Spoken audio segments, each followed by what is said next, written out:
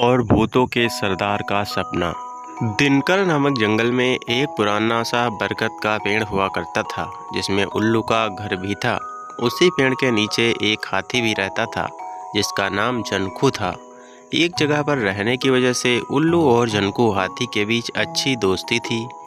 इधर हाथी सारा दिन जंगल में मस्ती करता था। कभी वो गन्ने खाता तो कभी अपनी सूंड में पानी भरता और अपने ऊपर फेंकता। उधर उल्लू सारा दिन सोता और रात होते ही झनकू के पास जाकर ढेर सारी बातें करता था। ऐसे ही दोनों का समय अच्छे से कट जाता था।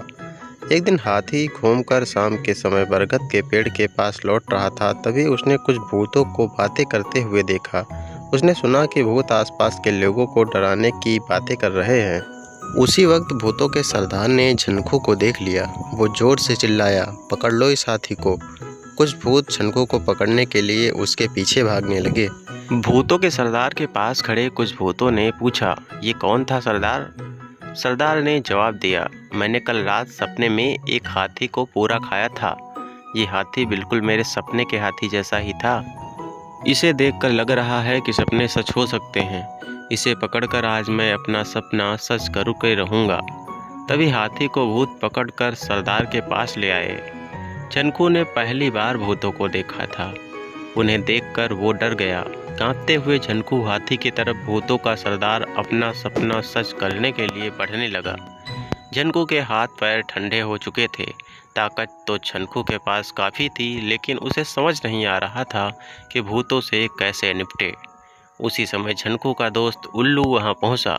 चिल्लाते हुए उल्लू हाथी के सिर पर बैठ गया और कहने लगा, आज मेरा सपना पूरा होगा। यही है वो जिसे मैंने अपने सपने में देखा था। हाँ, वही है जो।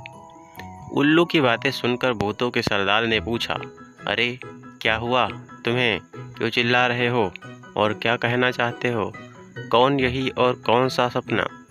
जवाब में उल्लू ने कहा कि देखिए, मैंने कल रात सपना देखा था कि मेरी शादी हो गई है। मैंने जिसे अपने सपने में देखा था उसका चेहरा आपके बगल में जो खड़ी है उससे मिलता है। अब मैं उससे विवाह करके अपना सपना पूरा करूँगा। तभी उल्लू को सरदार ने बताया कि वो भूतों की रानी है और तुम्हारा ये सपना सच नहीं हो सकता। उसी वक्त भूतों की रानी भी चिल्लाते हुए कहने लगी कि मैं एक उल्लू से शादी कभी भी नहीं करूँगी। भूतों के सरदार ने उस रानी से कहा कि चिंता करने की कोई बात नहीं है, यह है ही उल्लू, इसलिए ऐसी बातें कर रहा है। सपने सच थोड़ी होते हैं। मैंने पिछली रात को सपने में इस हाथी को खा लिया था। सच में थोड़ी मैं इससे खाऊंगा, क्योंकि सपने सच नहीं होते हैं। सपनों को सपना ही रहने देना चाहिए। इतनी बात सुनते ही झनकू तेजी से अपने बरगद के पेड़ की तरफ भाग गया। हाथी के वहां से जाते ही उल्लू ने भूतों के सरदार से कहा, आप लगते तो हैं उल्लू ही, लेकिन बात और काम समझदारी की ही करते हैं। मुझे अच्छा लगा आपकी बातें सुनकर। इतना कहकर उल्लू वहां से उड़कर बरगद के पेड़ पर जा पहुंचा। अपने दोस्त उल्लू को देखते ही हाथी ने उसे धन्यवाद कहा और उल्लू जोर जोर से हंसने लगा।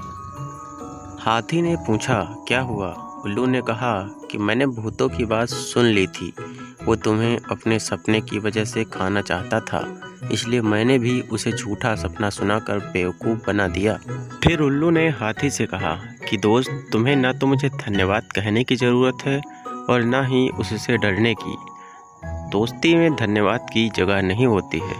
तब कहीं जाकर हाथी को राहत की सांस आई और दोनों दोस्त मिलकर भूतों के सरदार की नासमझी पर हंसने लगे। कहानी से सीख, दोस्ती अगर सच्ची हो तो वो हर मुश्किल में आपके साथ खड़े रहते हैं।